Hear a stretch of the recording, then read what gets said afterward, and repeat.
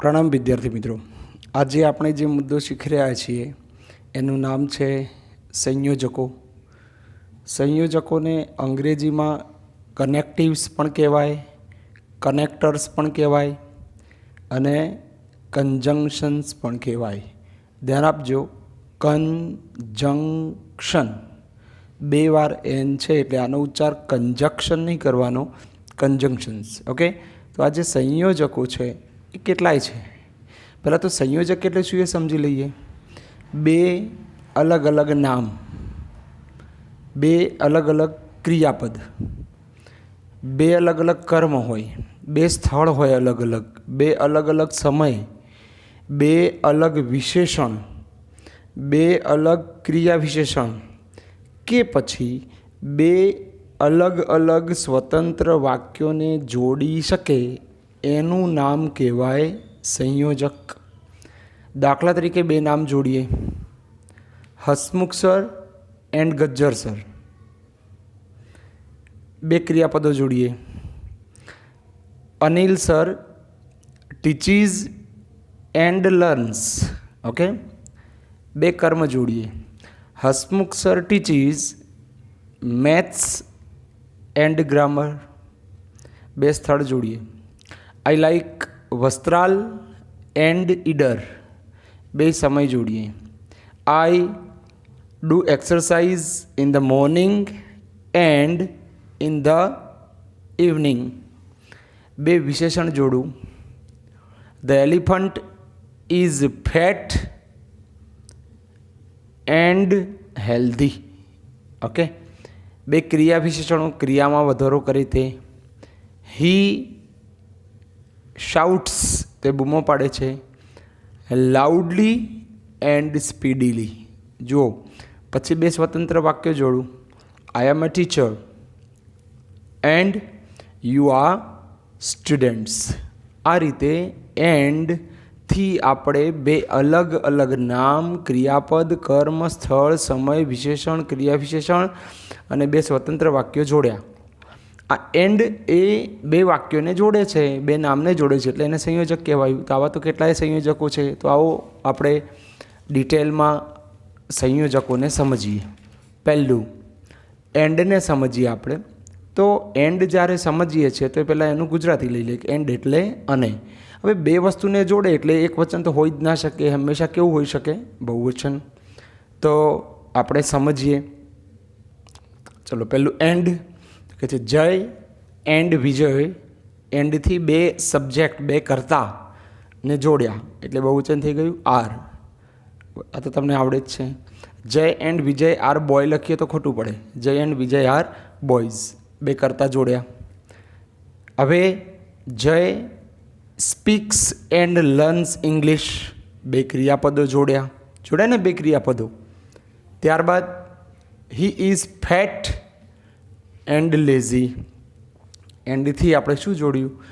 નામ કે સર્વનામના અર્થમાં વધારો કરે એને વિશેષણ કહેવાય, એડજેક્ટિવ। બરાબર, પાર્ટ 2માં શીખ્યા હતા આપણે, વિડીયો પાર્ટ 2। આ ફેટ અને લેઝી હી માટે વપરાયા, તો બે એડજેક્ટિવને જોડ્યા। ત્યારબાદ દે સેલ ફ્રૂટ્સ એન્ડ વેજીટેબલ્સ। આપણે ક્રિયાપદને શ્રુતિ પ્રશ્ન પૂછીએ ને એટલે કર્મ મળે। શું વેચે છે? ફળો અને શાકભાજી। એટલે આપણે બે ઓબ્જેક્ટ જોડ્યા, બે કર્મ જોડ્યા। આવા જ ઉદાહરણો તમારે બનાવવાના છે। ચાલો, ત્યારબાદ ધ ડોગ બાર્ક્સ ભસે છે લાઉડલી એન્ડ સ્પીડીલી। લાઉડલી એટલે મોટેથી અને સ્પીડીલી એટલે ઝડપથી। જો મિત્રો, સ્પીડલી નથી બોલવાનું, સ્પીડીલી। તો આ બે ક્રિયા વિશેષણો થયા। તો લાઉડલી અને સ્પીડીલી કોના અર્થમાં વધારો કરી રહ્યા છે? બાર્ક, ભસવાના અર્થમાં। એટલે આ એડવર્બ થયા। એડવર્બ એટલે ક્રિયા વિશેષણ। આ પણ આપણે વિડીયો પાર્ટ 2માં શીખી ગયા, ભૂલી નહીં જતા એ બધું। હવે બે સ્વતંત્ર વાક્યોને જોડીએ, he goes to school and I go to a job. તે શાળાએ જાય છે અને હું નોકરીએ જાઉં છું। તો આ બે સ્વતંત્ર વાક્યોને જોડનાર એન્ડ થયું, બરાબર। બટ એટલે પણ। આ સંયોજક ક્યારે વપરાય? બે વાક્યોને જોડવા માટે સંયોજક વપરાય, બરાબર છે। કંઈક એક વાક્યમાં તો સંયોજક વપરાય નહીં, કન્જંક્શન। વિરોધ દર્શાવતા બે વાક્યો વચ્ચે બટ મૂકી શકાય। પરીક્ષામાં જોડવાનું આવે તો કોઈ જાદુ નથી હોતો કે આમાં બટ મુકાય કે એન્ડ મુકાય. બે વાક્યો આપેલા હોય, બંને વાક્યોના ગુજરાતી કરવા પડે, અથવા તો બે વાક્યો વચ્ચે ખાલી જગ્યા આપી હોય એનું ગુજરાતી કરવું પડે. બંને વાક્યોનું ગુજરાતી કરતાં તમને ખબર પડે કે આ વિરોધ દર્શાવે છે તો જ બટ મુકાય. બટ બે વાક્યોની વચ્ચે જ આવે, શરૂઆતમાં આવતું નથી. જોઈએ આપણે. અનિલ ઇઝ ફેટ, અનિલ જાડો છે. હી ઇઝ એક્ટિવ, એક્ટિવ એટલે કાર્યશીલ અથવા ચપળ. જનરલી જાડો વ્યક્તિ કાર્યશીલ ના હોય, પણ આમાં વિરોધ છે, જાડો છે પણ કાર્યશીલ છે, તો આ વિરોધ દર્શાવે છે. એટલે આપણે શું મેં કીધું ત્યાં? But. Anil is fat but he is active. બીજું, વર્ક્સ, સાદું વર્તમાનકાળ દેખાય છે મિત્રો. અર્ન્સ, સાદું વર્તમાનકાળ. હી વર્ક્સ હાર્ડ, તે સખત મહેનત કરે છે, તે સખત કામ કરે છે. હી અર્ન્સ લેસ, તે ઓછું કમાય છે. હવે સખત કામ કરે છે, ઓછું કમાય છે. વિરોધ દેખાય છે. વિરોધ એટલે કન્ટ્રાડિક્શન, અપોઝિશન. વિરોધ દેખાય એટલે બટ મૂકવું પડે. તો અહીંયા શું મૂક્યો છે? But. He works hard but he earns less. તો ધ્યાન આપજો. એન્ડ, બટ આવું આપ્યું હોય અને ખાલી જગ્યા પૂરવાની હોય તો શું કરવું? વાક્યોના ગુજરાતી કરવા. અને પછી જ નક્કી કરી શકાય કે વાક્યમાં વિરોધ છે તો જ બટ મુકાય. તો બટ વાક્યોની વચ્ચે આવે. આપણે વિરોધ જ દર્શાવતું એક બીજો સંયોજક શીખીએ. એ સંયોજક કયું છે એ સમજીએ. અને બીજી ભાષામાં એવું કહેવાય કે એ બટના મોટા ભાઈ છે. ધ્યાન રાખજો, શું કહેવાય? બટના મોટા ભાઈ. બટના મોટા ભાઈ કેટલા? કે ઘણા છે. એમાંના 4 જોઈએ. ધો, although, even though, even if. ફરીથી એકવાર. ધો, although, even though, even if. આ 4 શબ્દો જે સંયોજકો છે એ એકબીજાના સમાનાર્થી છે. એને તમે એકબીજાની જગ્યાએ વાપરી શકો. હમણાં આપણે જે આ ઉદાહરણો જોયા એમાંય વિરોધ હતો. તો એનો મતલબ એ કે આપણે બટની જગ્યાએ આમાંનું કોઈક વાપરી શકીએ સંયોજક, પણ એનો નિયમ છે. કયો નિયમ છે એ સમજીએ. પહેલાં તો બટનું ગુજરાતી આપણે પણ લીધું, તો આ 4 શબ્દનું ગુજરાતી શું? ધો, although, even though, even if. હોવા છતાં શું લઈશું આપણે? હોવા છતાં. પણ બોલો કે હોવા છતાં બોલો, સરખું જ છે. દાખલા તરીકે અનિલ જાડો છે પણ તે ચપળ છે, કાર્યશીલ છે. અનિલ જાડો હોવા છતાં તે ચપળ છે, કોઈ ફરક પડતો નથી. તો જોઈએ આપણે ધો કઈ રીતે મૂકવું, ક્યાં મૂકવું. પહેલાં તો બટને કાઢી નાખવું અને ધોને બટથી વિરુદ્ધ સ્થાને મૂકવું. મિત્રો, આ પહેલા વાક્યમાં મને બટનું વિરુદ્ધ સ્થાન બતાવો. આ બાજુ જશો તો અહીંયા તો પૂર્ણવિરામ આવી ગયો, વાક્યનો અંત આવી ગયું, બરાબર ને? વિરોધ ક્યાં થાય? જ્યાં શરૂઆત થાય. શરૂઆત હોય ને ત્યાં વિરોધ થાય. તો આ બટને કાઢી અને અહીંયા આગળ ધો મૂકીએ તો કેવું લાગે વાક્ય? ધો અનિલ ઇઝ ફેટ. ધો મૂક્યું આપણે આ 4માંથી એક. ધો Anil is fat, comma he is active. સમજાય છે? ફરીથી. ધો Anil is fat, comma, comma એટલે અલ્પ વિરામ. બટ કાઢી નાખ્યું ને, એની જગ્યાએ અલ્પ વિરામ કરવાનું. He is active. નીચેના વાક્યમાં ધો હી વર્ક્સ હાર્ડ, બટ ગયું. ધો હી વર્ક્સ હાર્ડ, કોમા એટલે કે અલ્પ વિરામ, હી અર્ન્સ લેસ. કોઈ ફરક પડતો નથી. તો જુઓ મિત્રો, અહીંયા લખ્યું છે આપણે કે બટથી વિરુદ્ધ સ્થાને મૂકી શકાય. તો અહીંયા આપણે લખ્યા છે નિયમો કે ધો, ઓલ્ધો, ઇવન ધો, ઇવન ઇફનું ગુજરાતી હોવા છતાં થાય. બટથી વિરુદ્ધ સ્થાને મુકાય કે બટથી વિરુદ્ધ સ્થાને આવે, બટ કાઢી નાખવાનું. અને બટથી જે વાક્ય આગળ શરૂઆતમાં હોય એની શરૂઆતમાં 4માંથી કોઈ પણ એક શબ્દ સંયોજક તરીકે તમે મૂકી શકો છો. અને બે વાક્યો વચ્ચે તમે અલ્પવિરામ કરી દો. વાક્યની શરૂઆત અને વાક્યોની વચ્ચે પણ ધો, ઓલ્ધો, ઇવન ધો, ઇવન ઇફ આવે. સમજી લેજો, બટ એ ફક્ત બે વાક્યોની વચ્ચે આવે ત્યારે આ સંયોજકો છે જે બટના મોટા ભાઈ એ બે વાક્યોની વચ્ચે તો આવે જ, પણ વાક્યની શરૂઆતમાં આવે. તો એને ઉદાહરણ પ્રમાણે જોઈએ. આપણે પહેલું વાક્ય હમણાં શું જોયું હતું? Anil is fat but he is active. તો એના બદલે એમાં ધો વાપરે છે. જુઓ, બટ કાઢી નાખ્યું અહીંયાથી, આગળ શું મૂકી દીધો છે? ધો. ધો Anil is fat, comma he is active. અથવા તો બીજી રીતે, આમાં ધો ક્યાં છે? વાક્યની શરૂઆતમાં. હવે ખાલી ધો વચ્ચે નથી લવાતું, ધો સાથે જોડાયેલું વાક્ય પણ વચ્ચે લાવી દેવું પડે છે. તો તમે ધ્યાનથી જુઓ, હી ઇઝ એક્ટિવ એ હું આગળ લઈ જાઉં છું, તો હી ઇઝ એક્ટિવ તો ના લખાય. હી કોના માટે વપરાયું છે? અનિલ માટે. તો અંગ્રેજી એવું કહે છે, પહેલું વાક્ય હોય ને એમાં નામ હોવું જોઈએ અને બીજા વાક્યમાં સર્વનામ હોવું જોઈએ. પછી એવું નહીં કે પહેલા વાક્યમાં હી લખો અને બીજા વાક્યમાં અનિલ લખો, ને એ યોગ્ય ગણાતું નથી. માટે મેં આ પાછળના વાક્યને આગળ લઈ ગયો. જુઓ, હું શું કામ આગળ લઈ ગયો? કારણ કે મારે ધોને વચ્ચે લાવવો છે. તો ખાલી ધોને વચ્ચે ના લવાય. ધો જે વાક્યમાં જોડાયેલો છે એ આખા વાક્યને પાછળ લાવી દેવાનું, એટલે પાછળનું વાક્ય ઓટોમેટિક ક્યાં જતું રહેશે? આગળ. તો હી કોના માટે વપરાયું છે? અનિલ માટે. તો પહેલાં હું અનિલ લખું છું. અનિલ ઇઝ એક્ટિવ, બરાબર. પછી પેલો ધો વચ્ચે આવ્યો એટલે ટી કેપિટલ, તો એ સ્મોલ લેટર થઈ ગયો. ધો હી ઇઝ ફેટ, ગુજરાતી એનું એ જ રહ્યું. અનિલ જાડો હોવા છતાં તે ચપળ છે. અનિલ ચપળ છે, તે જાડો હોવા છતાં. અર્થ તો એ જ રહ્યો છે મિત્રો. બીજું ઉદાહરણ જે ઉપર હતું એ જ જોઈએ આપણે.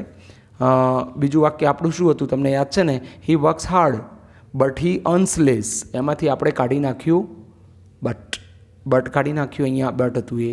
અને ઇવન ઇફ આગળ મૂકી દીધું. શું છે ઇવન ઇફ? ધો, ઓલ્ધો સમાનાર્થી છે ને એકબીજાના. હા, તો even if he works hard he earns less. Even if ક્યાં છે? શરૂઆતમાં. આ જ ઇવન ઇફને હું વચ્ચે લાવી દઉં, પાછળનું વાક્ય આગળ જતું રહેશે. આગળનું વાક્ય સંયોજક સાથે પાછળ આવી જશે, એટલે ઓટોમેટિક સંયોજક ક્યાં આવી જશે? વચ્ચે. He earns less even if he works hard. Gujarati એનું એ જ રહ્યું. તે સખત કામ કરતો હોવા છતાં તે ઓછું કમાય છે. બરાબર છે?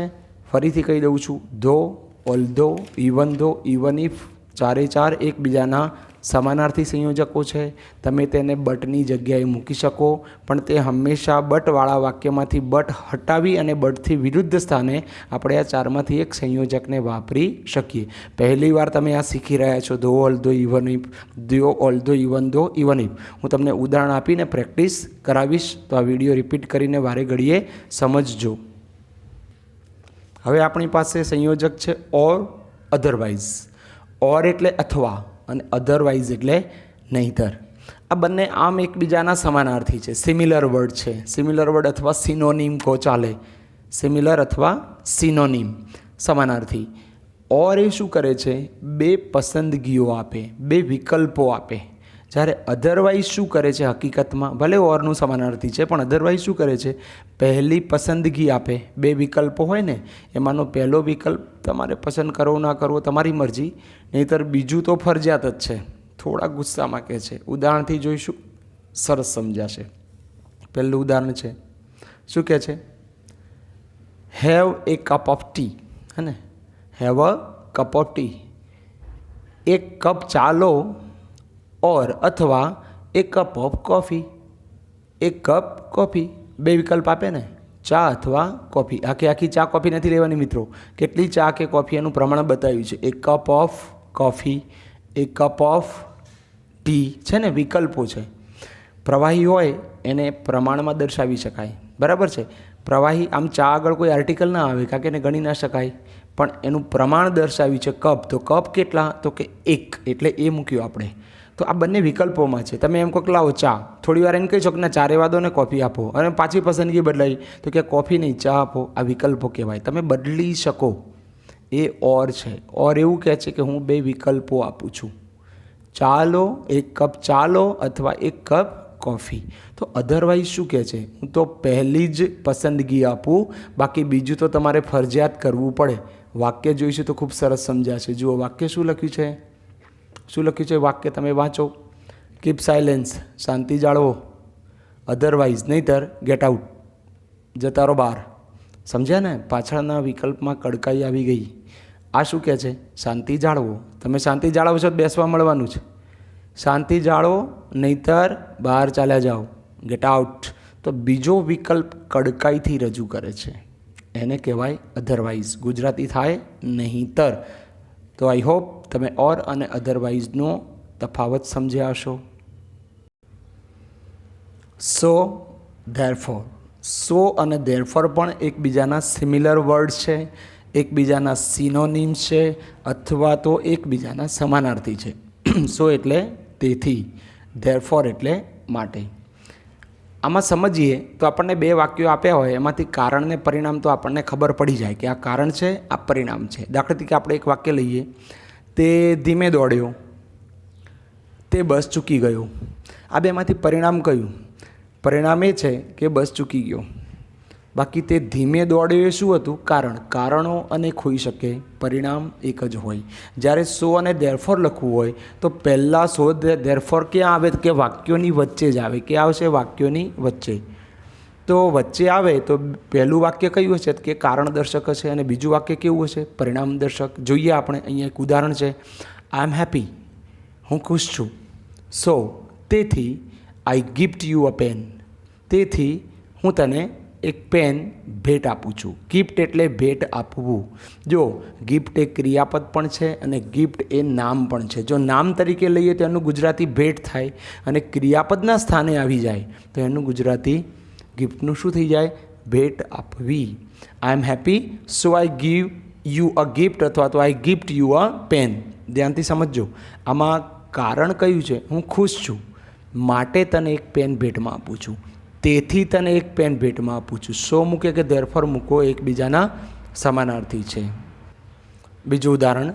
હી રેન સ્લોલી. રનનું ભૂતકાળ રેન. હી રેન સ્લોલી, તે ધીમેથી દોડ્યો હતો.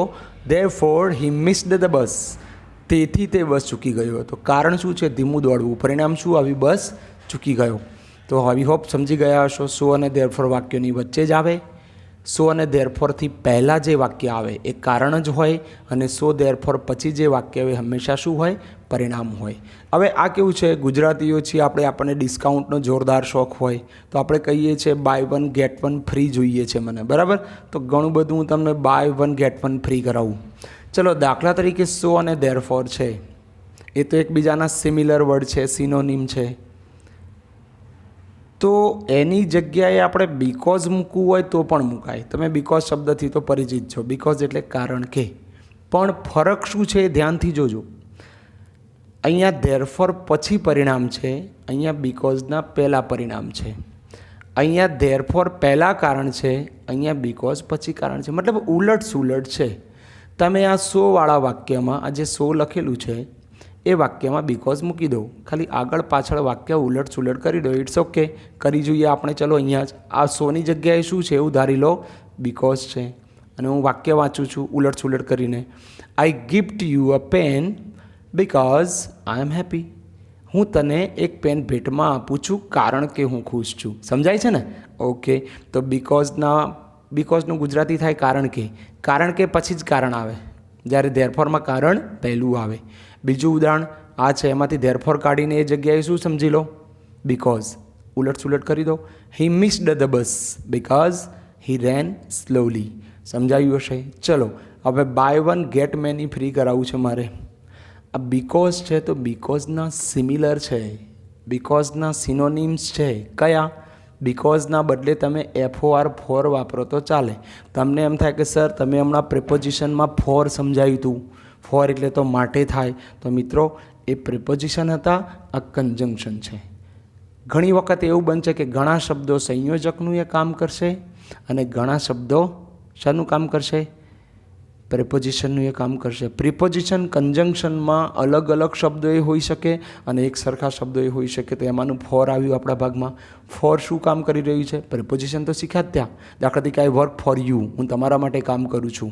I make videos for you, હું તમારા માટે વિડીયો બનાવું છું. જ્યારે અહીંયા ફોર સંયોજક તરીકે આપું છું. ફરીથી પ્રિપોઝિશન એટલે સંયોજક નામ આગળ આવે, જ્યારે કન્જંક્શન એ બે વાક્યોની વચ્ચે આવે.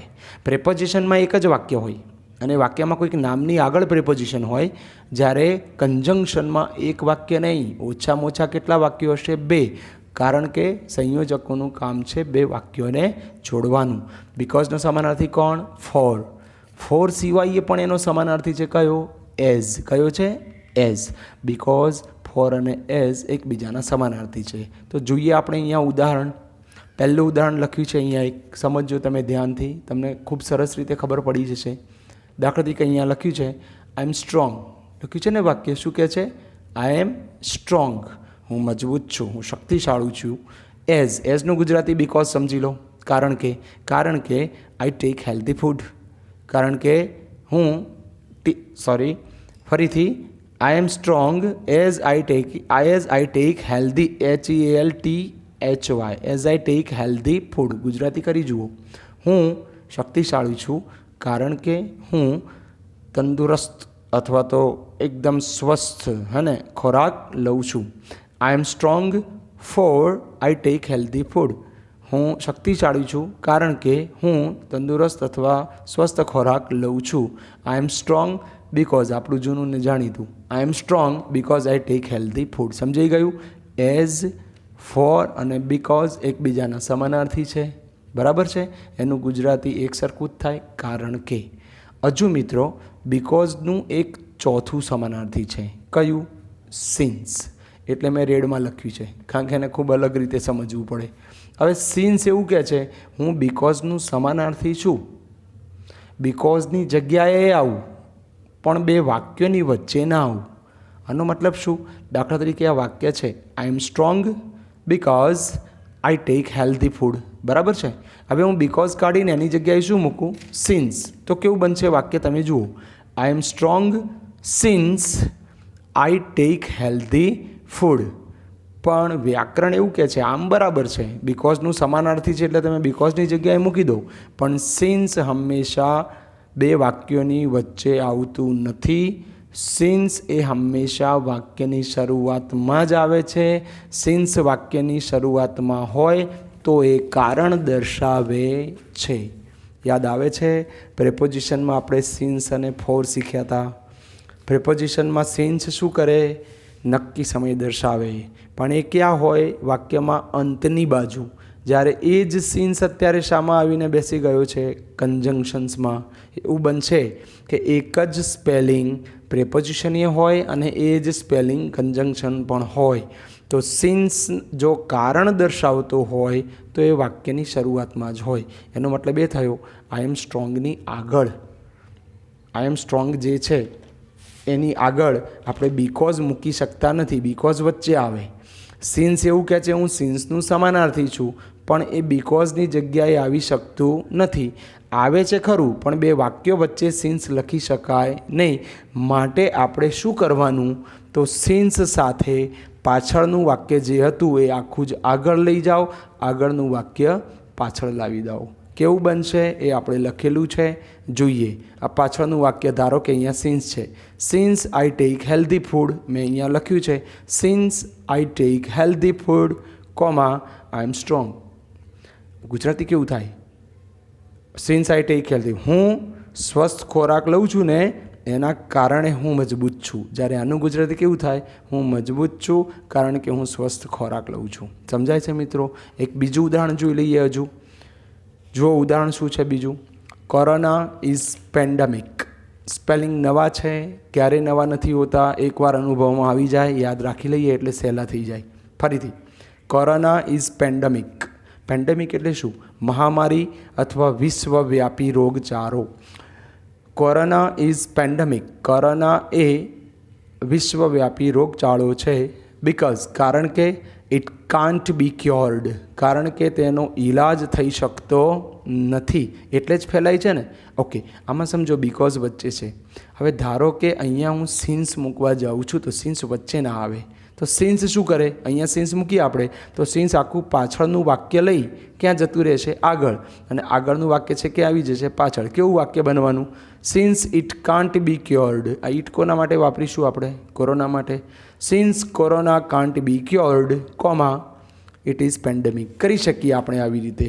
તો ઓરમાં આપણે ઉદાહરણ લખવું હોય તો આનું લખી શકાય. બરાબર છે? ફરીથી એકવાર જો મારે સિન્સને આગળ લાવવો છે તો શું લખેલું છે? Since corona can't be cured, comma it is pandemic. Gujarati કેવું થશે? કોરોનાનો ઈલાજ ના થઈ શકતો હોવાને લીધે અથવા તો ને કારણે તે વિશ્વવ્યાપી રોગચાળો છે. આ વધારાનું છે એવું ના સમજતા. 8મા ધોરણની અંદર તમારે બિકોઝના સમાનાર્થી તરીકે એઝ, ફોર અને સિન્સ પણ શીખવા પડશે. સમજાય નહીં તો વિડીયો વારે ઘડીએ રિપીટ કરવો. વિદ્યાર્થી મિત્રો, આજે આપણે એન્ડ, બટ, પછી બટના મોટા ભાઈ though, although, even though, even if, so, therefore, because, હવે બિકોઝના સમાનાર્થી as, for, since. I think આપણે 12 સંયોજકો જોઈ લીધા. કેટલા? 12. તો હું નેક્સ્ટ ટાઈમ તમને સંયોજકોનો ટેસ્ટ આપું તો એમાં એવું બને કે ફિલ ઇન ધ બ્લેન્ક્સ, ખાલી જગ્યાઓ પૂરવાની હોય, અથવા તો બે અલગ અલગ વાક્યો આપું, એ વાક્યોને તમારે જોડવાના હોય. તો એની ખૂબ સરસ તૈયારી કરજો. નવા મુદ્દા સાથે મળીએ, ત્યાં સુધી પ્રણામ.